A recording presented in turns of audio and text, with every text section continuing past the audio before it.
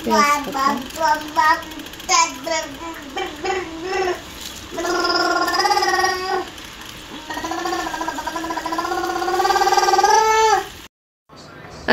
আলাইকুম এভরিওয়ান, আশা করছি সকলে ভালো আছেন। আজকে সকাল থেকে আমার ব্লগ স্টার্ট করে দিলাম, আশা করছি এনজয় করবেন। তো আমি আজকে সকালের নাস্তায় তৈরি করেছি ভেজিটেবল স্প্যাগেটি। তো স্প্যাগেটি আমি রান্না করার সময় এতে সসেজ অ্যাড করেছি আর খুব যত্ন নিয়ে রান্না করেছি। আজকে আরাফ আফিফ দুইজনই কিন্তু এই নুডলস টাইপের খাবারগুলো খুবই পছন্দ করে। তো ভাবলাম সবার জন্য সকালের নাস্তা একই করি, তাই রান্না করে নিলাম। এখন আরাফ আফিফকে সার্ভ করে দিচ্ছি। আর আরাফ আফিফ আজকে যাবে মাছ ধরতে আরাফের বাবার সাথে, তাই সব কাজ খুব তাড়াতাড়ি করতে হচ্ছে আর কি। তো আরাফ আফিফকে খেতে দিয়ে বেবিকে খাওয়াবো, তারপরে তো আছে ঘরের টুকিটাকি কাজ, এগুলো সেরে নিব। তো এনজয় করতে থাকুন ভিডিওটি।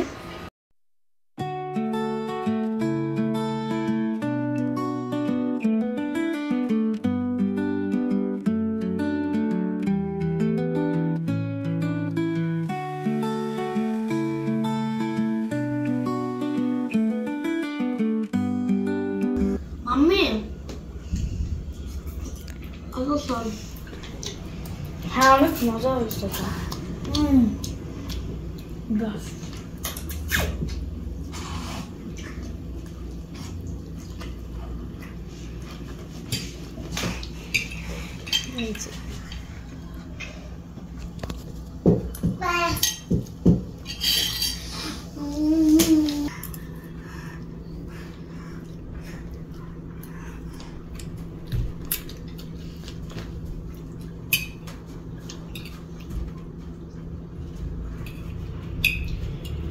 খুব মজা, তাই না?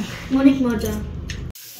তো আরাফ আফিফকে খাওয়ানোর পরে যে বেবিকে খাওয়াই দিলাম, বেবিকে খাওয়াই ঘরে টুকিটাকি যা কাজ ছিল শেষ করেছি।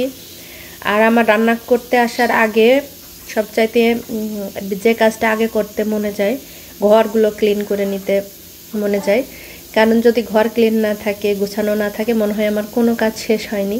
ঘরটা ক্লিন থাকলে আমার মনে হয় যে আমার মানে সব কাজই প্রায় শেষ। তাই যে আমি ঝটপট এখন একটু চিকেন দিয়ে খিচুড়ি রান্না করব। তো চিকেনগুলো আমি সকালে উঠেই ম্যারিনেট করে রেখেছিলাম। ম্যারিনেট করেছি শুধুমাত্র লবণ, মরিচের গুঁড়া, হলুদের গুঁড়া আর সয়া সস দিয়ে। তো ওগুলো হালকা ভেজে নিচ্ছি, আর সাথে কিছু আলুও দিব। এই যে জায়গায় চাল ডাল সব কিছু একসাথে নিয়ে নিয়েছি, মশলা যাবতীয় যা যা দিতে হয় দিয়ে নিয়েছি। চিকেনগুলো মোটামুটি ভাজা হয়ে যাচ্ছে। এদিকে এই যে মশলার সাথে এখন চাল ডাল খুব ভালোভাবে মিক্সড করে নিব। আর আজকে কিন্তু আমি সব কাটা মশলা ইউজ করেছি। এভাবে হাতে মেখে রান্না করলে কিন্তু খুব টেস্টি হয় খিচুড়ি। এবার আমি আলুগুলো হালকা ভেজে নিচ্ছি। এই চিকেনগুলো ভাজা হয়ে গিয়েছে। তো এই যে আমি চাল ডাল খুব মশলা দিয়ে মেখে নিয়েছি, এবার আলুগুলো দিয়ে দিচ্ছি। চিকেনটা আমি একটু পরে দিব, আলু দিয়ে তারপর পানি দিয়ে দিব। তা যখন এটা ফুটে উঠবে তখন দিব চিকেনটা। তো অবশিষ্ট যে তেলগুলো ছিল ওগুলো দিয়ে দিলাম। আর আমি খিচুড়িটা রান্না করছি একেবারে বাসার গাওয়া ঘি দিয়ে। বাসার বলতে আরাফের বাবা দেশ থেকে আসার সময় একেবারে গ্রামের তৈরি ঘি নিয়ে এসেছিল, সেই ঘি দিয়েই রান্না করছি খিচুড়িটা। যখন আমার রান্নায় খুব তাড়াহুড়া লাগে, তো এইভাবে আমি চিকেন দিয়ে একসাথে খিচুড়ি তৈরি করে নিই, সালাদ দিয়ে খেয়ে নিই এই আর কি। তো পরিমাণ মতো পানি দিয়ে দিলাম। এখন জাস্ট চুলায় বসাই দিব, তারপর বেবির গোসল দিব, আরও যা যা কাজ আছে সবগুলো তো আর শ্যুট করা সম্ভব হয় না, কারণ ভিডিও অনেক লং হয়ে যায়। যেগুলো ইম্পর্টেন্ট সেগুলোই শুধু শেয়ার করি আর কি। তো যেহেতু ছোট বাচ্চা আছে, সারাদিনই কোনো না কোনো কাজ করতে হয়, সব মায়েরাই জানেন।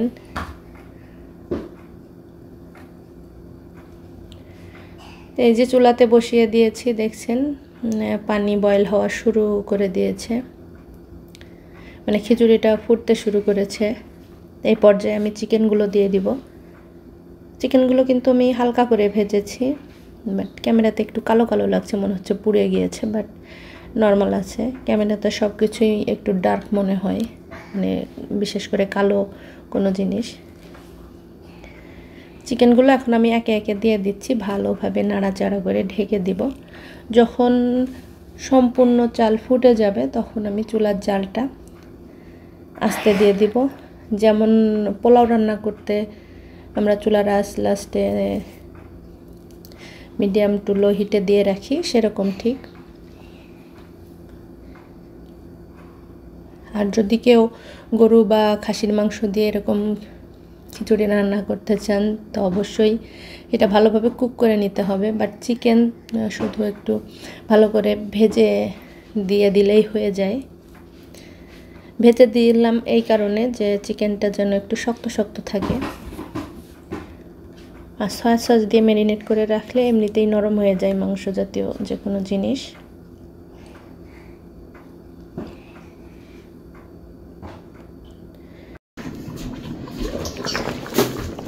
আর খিচুড়িতে লবণ ঠিকঠাক হয়েছে কিনা তা মাংস দেবার পর, পানি দেওয়ার পর যে এখন চেক করতে হবে। যদি বোঝা যায় যে এখন লবণটা সামান্য একটু বেশি লাগছে তাহলে বুঝতে হবে ঠিকঠাক হবে ভাত হয়ে গেলে। আর কম হলে তো আমার একটু মনে হচ্ছে কম হয়েছে, আমি আবার 1 চামচ লবণ দিয়ে দিলাম। আর এই যে বাড়ির একেবারে গাওয়া ঘি দিয়ে দিচ্ছি।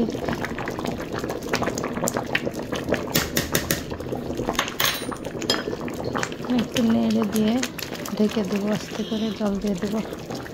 যখন ফুলফিল এটা ফুটে যাবে সেই সময় চুলার আঁচটা লো হিটে দিয়ে দিতে হবে।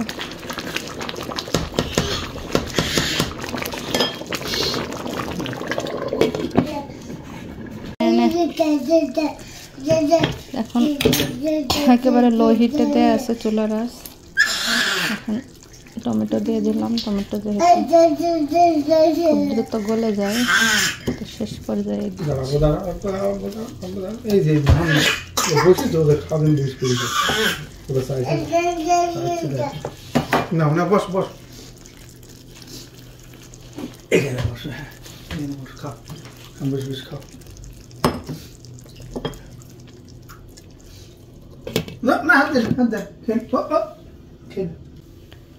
তো ফাইনালি কিন্তু ওই যে মাংসের খিচুড়িটা হয়ে গিয়েছে। চিকেন দিয়ে মসুরির ডালের খিচুড়ি রান্না করছি। তো মুগের ডাল দিতাম, বাট চিকেন দিয়ে যেহেতু রান্না করছি মুগের ডাল দিয়ে রান্না করলে একটু কেমন হতো জানি না, বাট দিতে পারিনি মুগের ডাল, কারণ ওটা তো ভেজায় রাখতে হয়। বাট আজকে হুটহাট ডিসিশন যে আজকে চিকেন দিয়ে খিচুড়ি রান্না করব। তো রান্না হয়ে গিয়েছে, সব কাজ সেরে গোসল করে বেবিকে খাওয়াইয়ে নামাজ পড়ে ঘুম পাড়াইয়ে বেবিকে এখন চলে আসছি খাবার খাওয়ার জন্য। আর এই চিকেনের খিচুড়িটা কিন্তু খুব বেশি যে ঝরঝরা হবে তা না, একটু এরকম হবে খিচুড়ি যেরকম হয় আর কি। বিরিয়ানির মতো কিন্তু খুব ঝরঝরা হবে না। আমি যেহেতু হাড্ডি পছন্দ করি, একটা হাড্ডির মাংস নিলাম।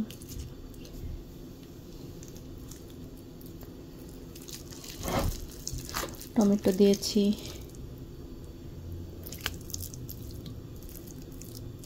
আর আরাফ আফিফ আর আরাফের বাবা গেছে আজকে কানাডার নদীর ইলিশ মাছ ধরতে। যেহেতু এতে টমেটো আছে আর সালাদ নিব না, সালাদ করতে একার জন্য আর ইচ্ছা করছে না খাইতে। তাদের অবশ্য সালাদ করে দিয়েছিলাম, তারা সালাদ দিয়ে খেয়ে চলে গেছে। আর এই যে দেখছেন আমার গাছে পাতা যতগুলো, মরিচ তার চাইতে বেশি। একটা মরিচ উঠাবো জালি দেখে। আমার না খুব মায়া লাগে এই গাছের মরিচ উঠাতে, দেখতে এত সুন্দর লাগে, মনে চায় না যে উঠাই। কোনটা উঠাবো, এটা উঠাই, জালি আছে। সালাদ টালাদ কিচ্ছু করি নাই, যেহেতু টমেটো আছে বললাম, ওই জন্য সালাদ করলাম না। আলু আছে এই যে, আর এই হচ্ছে এক পিস চিকেন নিয়ে নিয়েছি। আর পাপি তারপরে ওর বাবা খেয়ে বলছে অনেক মজা হয়েছে। আসলে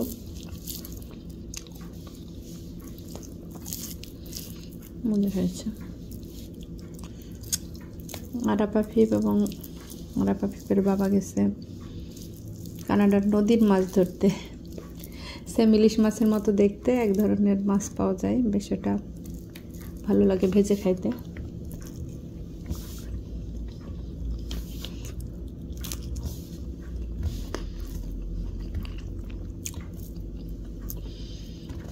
তো আমি খেয়ে নেই। এই যে আরাপের বাবা ছিপ দিয়ে মাছ ধরে নিয়ে আসলো। তো এটা অন্য রকমের মাছ, এটা সেই রুই কাতলা না, এটা মনে হয় ভালো হবে। রুই কাতলাগুলো কিন্তু খেতে ভালো হয় না এখানকার। এখানকার কোরাল মাছটাও খাওয়া ভালো লাগে। কি কি মাছ দেখি, একটা একটা কাগজ পাতা এখানে আরাপ ঢালো। ও ঠিক আছে কি এই ইলিশ মাছের মতো দেখতে। আবি কি হইছে? ভাই বললে এটা খেতে মজা লাগবে। এই মাছ তো আমরা কখনো কান্নাটাই পাইনি। এটা লাইভ, এটা লাইভ মাছ একদম ইলিশ মাছের মতো, এগুলো সিপে পাওয়া। আল্লাহ আমাদের নিয়ে গেলেন না, আমি দেখতাম। রাতে দিনের সমস্যা কেন এগুলো কি রাত্রে উঠে, দিনে ওঠে না? সন্ধ্যার পর কি দারুণ। দারুণ। এইটা বাবা মাম্মি তুই জানো এটা যদি সল্ট কর, এটা যদি এটার উপরে যদি সল্ট দিয়ে মাখাও না অনেকক্ষণ ধরে থাকে। মজা। কত ইলিশ মাছ, কত ইলিশ। এই দেখো দেখো আনাফ, আনাফ দেখো।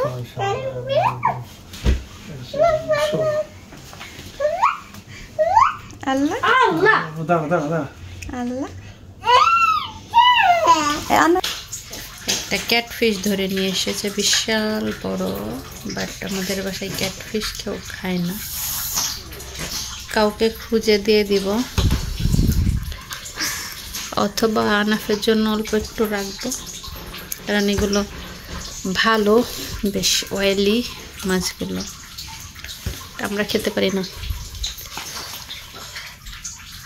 আর এই যে এটা একটা কোরালের বাচ্চা, কোরাল মাছের বাচ্চা মনে হয়। এখন ধরা পড়ছে এই টাইপের মাছগুলো, আর ইলিশের মতো দেখতে ওই মাছগুলো।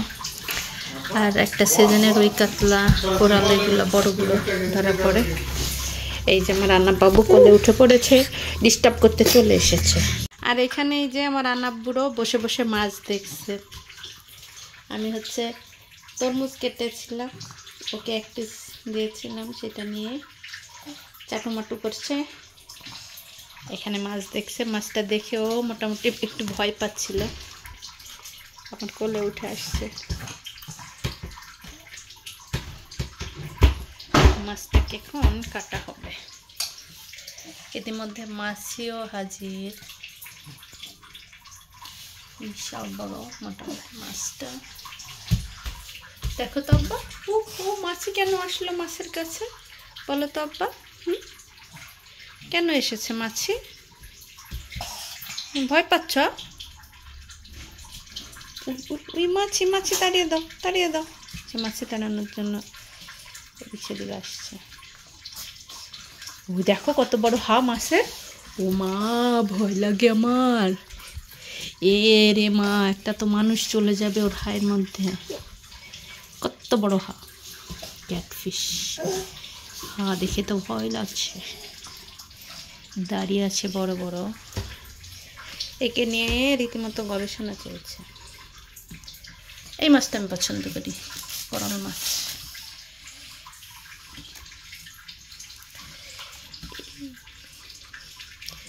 এর মুখের মধ্যে চলে যাবে। হ্যাঁ, ও মা গো, তুমি এত বড় বড় মাছ কয়টা করে খাও?